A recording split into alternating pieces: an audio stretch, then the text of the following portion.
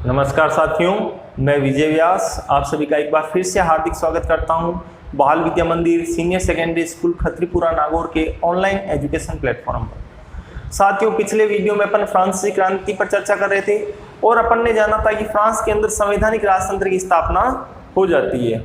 4 अगस्त सन 1789 ईस्वी के अंदर फ्रांसीसी सम्राट होता है लुई 16, उसके द्वारा नेशनल असेंबली को मान्यता दे दी जाती है। अब नेशनल असेंबली के द्वारा संविधान तैयार किया जाता है। संविधान का प्रारूप तैयार जो होता है 1791 ईस्वी के अंदर होता है। इस संविधान का जो प्रारूप तैयार होता है तो इसके कुछ उद्देश्य रखे जाते हैं। इन उद्देश्यों में सबसे पहला और सबसे प्रमुख उद्देश्य होता है जो सम्राट की शक्तियों पर अंकुश लगाना, उसके बाद में सत्ता का विकेंद्रीकरण करना, और तथा तीसरा उद्देश्य रहता है जो भी सरकार चल रही है उसका विभाजन कर देना। जैसे अपने यहाँ पर सरकार के 3 विभाजन हैं, उसी प्रकार वहाँ पर भी उन्होंने उस समय सरकार के विभाजन कर दिए थे। तो आइए अपनी क्लास स्टार्ट करते हैं और अपन देखते हैं क्या चल रहा था। 4 अगस्त 1789 क्या होता है इस दिन? सम्राट लुई 16 के द्वारा नेशनल असेंबली को मान्यता दे दी जाती है। नेशनल असेंबली को क्या कर दिया जाता है? मान्यता दे दी जाती है। और इसी के साथ में जब नेशनल असेंबली का काम क्या हो गया? संविधान का निर्माण करना। संविधान का निर्माण ये इसका कार्य था, ये उस समय पहले ही कर रहे थे। और 1791 ईस्वी के अंदर संविधान का प्रारूप तैयार होता है। किसके द्वारा तैयार किया जाता है? ये नेशनल असेंबली के द्वारा ही तैयार किया जाता है। इसके प्रमुख उद्देश्य, सबसे पहला और सबसे प्रमुख उद्देश्य होता है सम्राट की शक्तियों पर अंकुश लगाना। सम्राट की शक्तियों पर क्या लगाना? अंकुश लगाना। सम्राट की शक्तियों पर अंकुश क्यों लगाना? क्योंकि सरकार, ये सम्राट अपने मनमाने ढंग से कोई कर वसूल न कर सके। दूसरा, सत्ता का विकेंद्रीकरण। विकेंद्रीकरण का मतलब क्या हो गया? सत्ता एक व्यक्ति के हाथ में नहीं रखना, अलग अलग व्यक्तियों को दे देना। सरकार का अंगों में विभाजन। सरकार का क्या हो जाना चाहिए? अंगों में विभाजन। कौन कौन सा? जैसे वर्तमान में अपनी सरकार जो भारत सरकार है उसका अंगों में विभाजन कौन कौन से में हो रखा है? कार्यपालिका, व्यवस्थापिका और न्यायपालिका। इसी प्रकार 3 अंगों के अंदर विभाजन भी उन्होंने करने की बात इस संविधान के प्रारूप में लिखी थी। जब 1791 में इस संविधान का प्रारूप तैयार हो चुका था, इसके उद्देश्य ये थे, तो संविधान के अंदर एक और बात लिख रखी थी कि जो कानून बनाने का जो अधिकार होगा वो किसके पास में रहेगा? वो नेशनल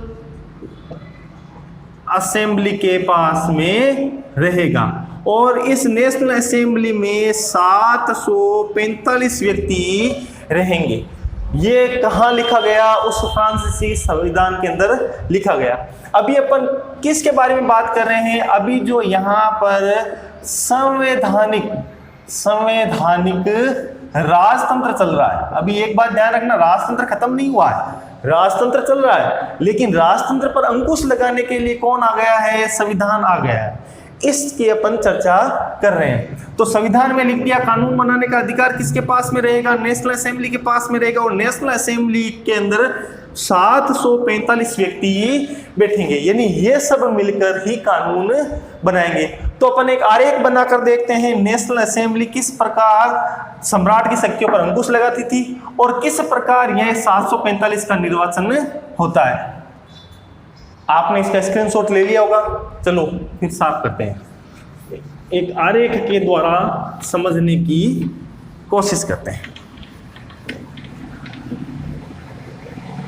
अभी तक जो थे वो दो मंत्री या दो पद थे। कौन कौन से पद थे?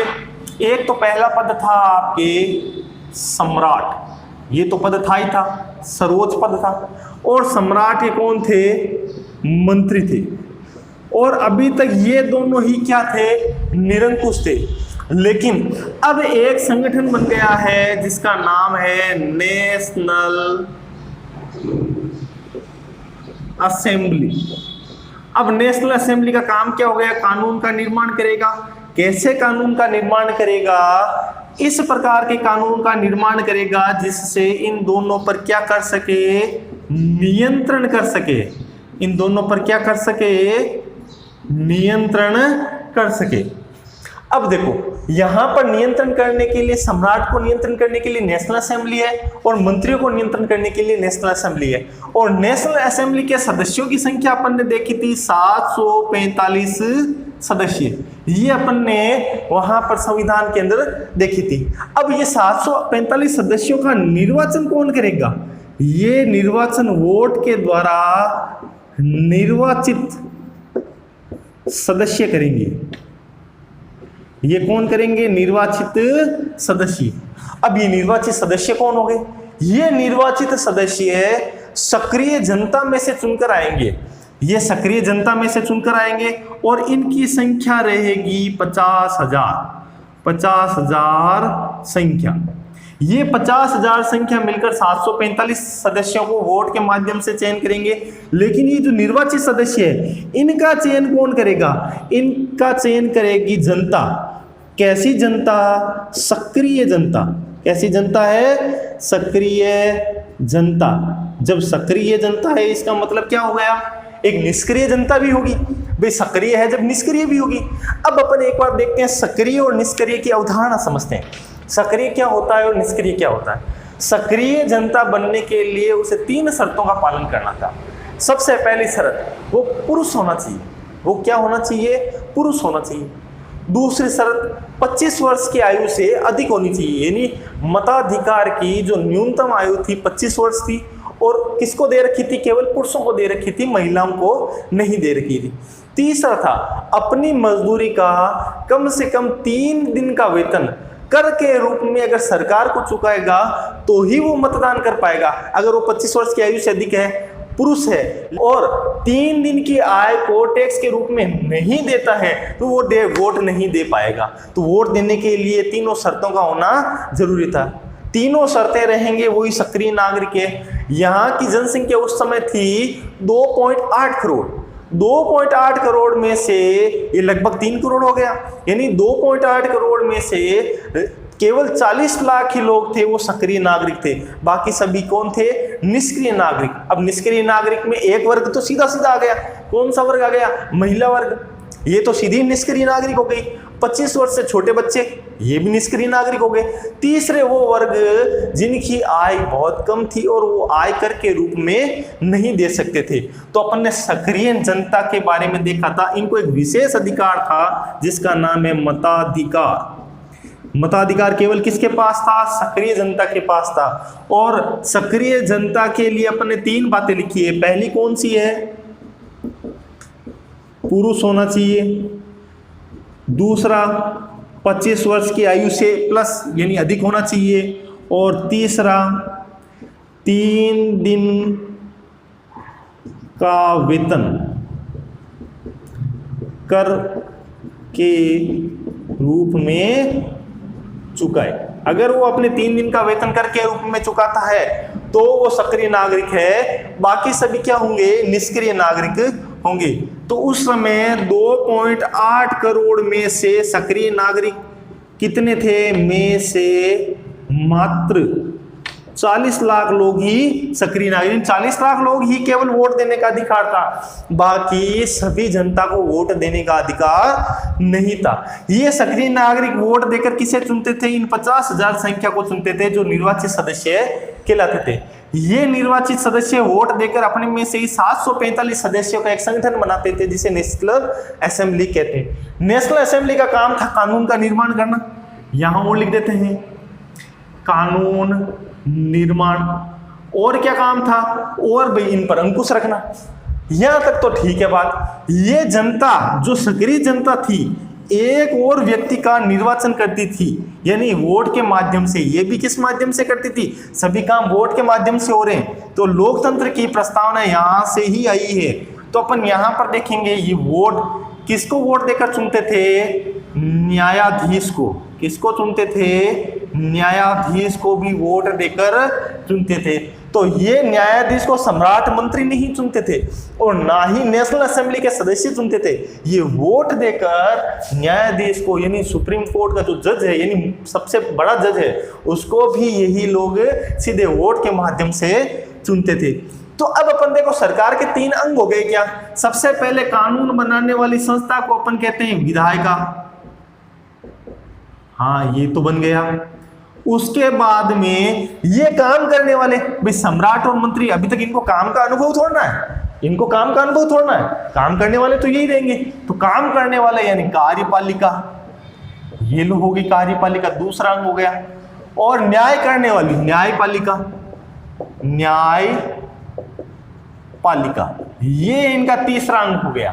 तो इसका मतलब विधायिका हो गई, कार्यपालिका हो गई, न्यायपालिका हो गई, और ये तीनों अंग यहां पर आ गए। और होते किस प्रकार थे?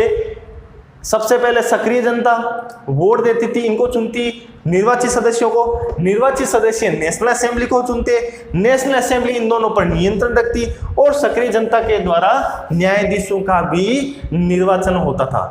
अब ये समझ में आ गया होगा आपको।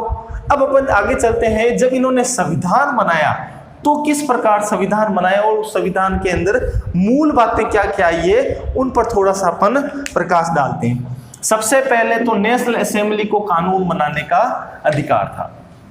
तो नेशनल असेंबली ने कानून बनाया। किस प्रकार कानून बनाया? किसको हितों को देखते हुए कानून बनाया? सीधी सी बात है, जनता में से आएंगे तो जनता के हितों को ध्यान रखते हुए कानून बनाया। तो सबसे पहले उन्होंने अधिकारों का घोषणा पत्र बनाया कि भाई ये तो नागरिकों के अधिकार होंगे। जब नागरिकों के अधिकार होंगे तो उसका नाम रखा गया नागरिक अधिकार घोषणा पत्र। लेकिन यहां पर आपको पता है विशेष दर्जा किसको दे रखे हैं? पुरुषों को। तो यहां पर एक और नाम दिया गया, पुरुष व नागरिक अधिकार घोषणा पत्र। तो अपन यहां पर लिखेंगे संविधान पुरुष व नागरिक अधिकार घोषणा पत्र से शुरू हुआ। यानी सबसे पहले संविधान में किसकी बात कर रखी है? पुरुष व नागरिक अधिकार के घोषणा पत्र की बात कर रखी है। लगभग इस पुरुष व नागरिक अधिकार के घोषणा पत्र में लगभग 17 अधिकार दे रखे थे।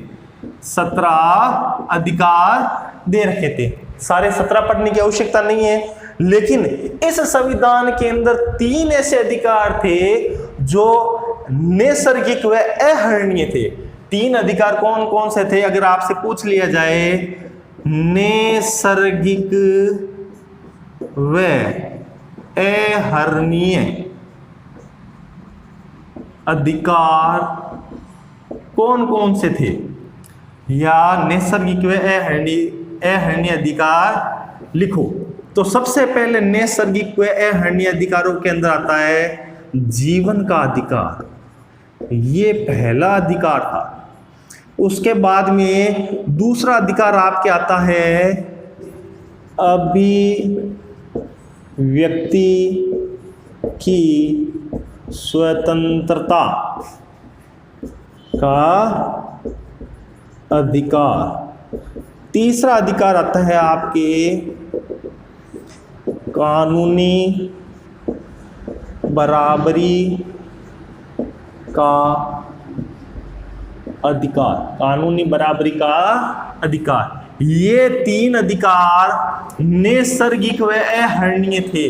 नैसर्गिक का मतलब होता है जन्मना अधिकार, यानी जो अधिकार अपने को जन्म के साथ ही प्राप्त हो जाए वो जन्मना अधिकार या नैसर्गिक अधिकार कहलाते हैं। अहरणीय अधिकार जिनको छीना न जा सके, यानी इनको कोई छीन नहीं सकता, जैसे अपने मौलिक अधिकार हो गए, ठीक है ना, वैसे ही इनके नैसर्गिक व अहरणीय अधिकार हैं। कौन कौन से हैं? जीवन का अधिकार, अभिव्यक्ति की स्वतंत्रता का अधिकार, अपने स्वतंत्रता का अधिकार हो गया, कानूनी बराबरी का अधिकार यानी समानता का अधिकार। आपसे बाद में कंपटीशन एग्जामों में बहुत सारे प्रश्न पूछे जाएंगे, इनमें से सबसे इंपॉर्टेंट प्रश्न, अपन ने जो मौलिक अधिकार लिए हैं उनमें से कौन से 2 अधिकार यहां से देख कर लिए हैं? ये स्वतंत्रता का अधिकार, समानता का अधिकार, वो यहीं से ले रखे हैं, यानी बहुत ही इंपॉर्टेंट अधिकार हैं।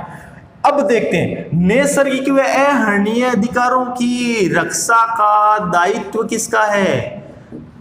ये इनकी रक्षा कौन करेगा? भाई रक्षा का दायित्व रहेगा, वो रहेगा राज्य का। राज्य का तात्पर्य क्या हो गया? यहां पर राज्य का मतलब हो गया फ्रांस। फ्रांस के अंदर जो सरकार के 3 अंग मिलकर इनकी रक्षा करेंगे। किनकी रक्षा करेंगे? नैसर्गिक व अहरणीय अधिकारों की रक्षा करेंगे। तो चलिए एक बार वापस रिवाइज कर लेते हैं अपन। संविधान शुरू कहां से होता है? पुरुष व नागरिक के अधिकारों को घोषणा पत्र से शुरू होता है। पुरुष नाम विशेष दिया क्योंकि वहां पर पुरुषों को विशेष अधिकार दे रखा था, उनमें महिलाओं और बच्चों को निष्क्रिय नागरिक की संज्ञा दे रखी थी। अब लगभग 17 अधिकार है, लेकिन इनमें सबसे प्रमुख है नैसर्गिक व अहरणीय अधिकार। 3 अधिकार है नैसर्गिक व अहरणीय। कौन कौन से? जीवन का अधिकार है, अभिव्यक्ति की स्वतंत्रता का अधिकार है, और कानूनी बराबरी यानी समता का या समानता का अधिकार है। इन नैसर्गिक व अहरणीय अधिकारों की रक्षा कौन करेगा? राज्य करेगा। राज्य का मतलब हो गया उस समय की सरकार, यानी 3 अंग मिलकर करेंगे। ये तो हो गई यहां तक की बात। अब अपन आगे देखते हैं, जब ये यहाँ पर संविधान का निर्माण किया जा रहा था तो उस काल में जो क्रांति हुई उस समय कुछ राजनीतिक प्रतीक चिन्ह बनाए गए, जिनके मायने या मतलब क्या है? कुछ राजनीतिक प्रतीक चिन्ह बनाए गए थे, उनके मायने या मतलब क्या है? जैसे कौन कौन से थे? एक लाल फ्राइजियन टोपी थी, उसके अलावा एक दंड था, एक सांप पूंछ को अपने मुंह में लिए हुए दिखाए रखा था, यह एक त्रिभुज था जिसको अंदर एक आंख थी जो रोशनी बिखेर रही थी। इन सब का क्या मतलब है? ये सब अपन देखते हैं। आपके स्क्रीन पर ये चित्र आ रखा होगा, जिसके अंदर सबसे पहले आपके आ रखा है एक टूटी जंजीर आ रखी है। ये जो टूटी जंजीर है इसका मतलब है कि अब दासता के जंजीर से अपन मुक्त हो चुके हैं, यानी अब अपने ऊपर किसी की भी अधिकार नहीं है, अब अपन किसी के दास नहीं है। दूसरा जो चित्र आपके आ रखा है वो है छड़ों का बर्छीदार गट्ठर। ये गट्ठर किसका है? ये भी एकता का प्रतीक है कि अगर अपन सब एक रहेंगे तो अपने को कोई तोड़ नहीं सकता, कोई हरा नहीं सकता। अब जो आपके तीसरा चित्र आता है वो है त्रिभुज के अंदर रोशनी बिखेरती आंख। ये जो रोशनी बिखेरती आंख है, सीधी सी बात में रोशनी बिखेर रही है तो अपन इससे समझ सकते हैं ये अज्ञान रूपी अंधेरे को दूर करने वाली रोशनी है। उसके बाद में है राजदंड, ये शाही सत्ता का प्रतीक है। अब आपके आता है अपनी पूंछ मुंह में लिए हुए सांप, ये आपके सनातनता का प्रतीक है। लाल फ्राइजियन टोपी, ये दासों द्वारा स्वतंत्र होने के बाद पहनी जाने वाली टोपी थी, तो इसको भी राष्ट्रीय चिन्ह बना लिया।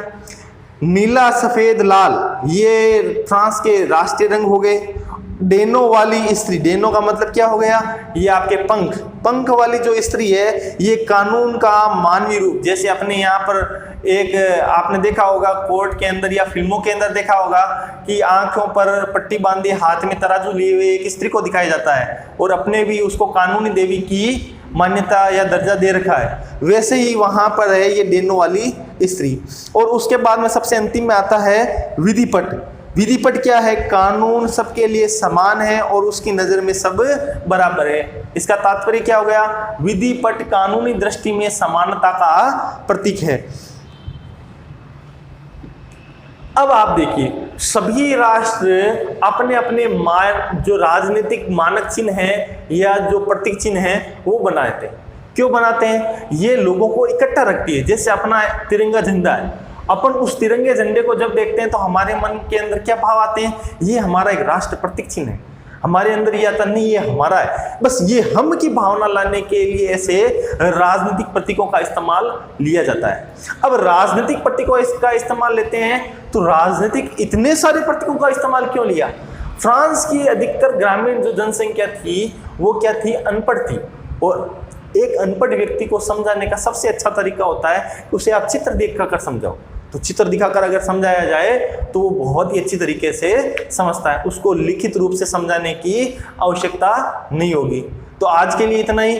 अगले वीडियो में अपन पढ़ेंगे किस प्रकार राजतंत्र का खात्मा होता है और गणतंत्र की स्थापना होती है। मिलते हैं अगले वीडियो में, तब तक के लिए आप सभी को धन्यवाद।